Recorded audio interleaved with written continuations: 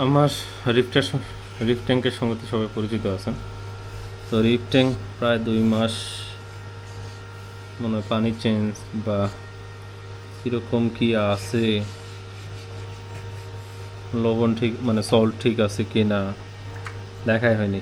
আর এই সামনের গ্লাস ক্লিনিংয়ের যে ব্যাপারটা, এটা প্রায় 10-15 দিন হয়ে যাচ্ছে। এই আজকে করা হচ্ছে আর কি। তো করার আলহামদুলিল্লাহ ঠিকই আছে। অ্যানিমোনিটি এই জায়গায় ছিল, ও বের হয়ে গেছে বাইরে।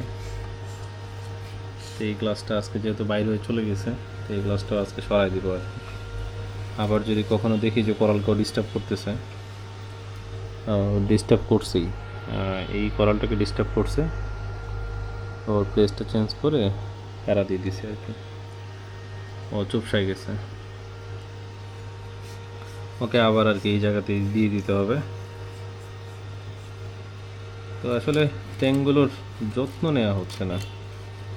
আগে তো আলহামদুলিল্লাহ অনেক যত্ন নেওয়া হইতো, তো রিসেন্ট আর ওইভাবে ট্যাঙ্কগুলোকে খেয়াল রাখা হচ্ছে না, যার কারণে ট্যাঙ্কগুলো প্রায় নষ্টের দিকে আর কি।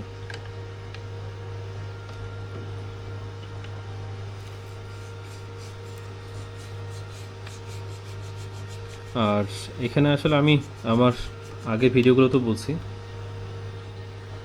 রিফ ট্যাঙ্কে আসলে খুব একটা যত্ন নেওয়া লাগে না আমার হিসাবে, অন্তত এই টাইপ যেগুলো করাল আমি রাখছি এগুলোর জন্য। আর ফুডের যে ব্যাপারটা, সেটাও খুব একটা দেওয়া লাগে না।